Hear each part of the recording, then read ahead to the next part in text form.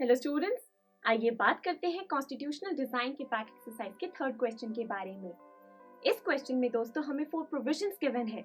हमसे ये कहा गया है कि हमें इन प्रोविजंस को पढ़कर ये बताना है कि आखिर ऐसा कौन सा प्रोविजन है जिसे डेमोक्रेटिक कॉन्स्टिट्यूशन में इंक्लूड नहीं किया जाता।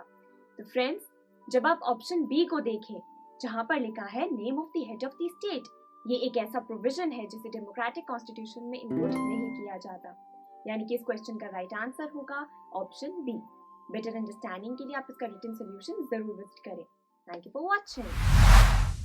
आई एम श्योर स्टूडेंट्स, आपको ये वीडियो बहुत पसंद आया होगा। तो इसी तरह से एक मजेदार तरीके से अपने हर कॉन्सेप्ट को क्लियर करने के लिए डाउनलोड कीजिए PU Stack ऐप, जहां आपके लिए और भी कई सारे ऑप्शंस हैं, जैसे कि आपके लिए सैंपल पेपर्स हैं, back exercise solution, step videos and much more. So what are you waiting for? Download the app now.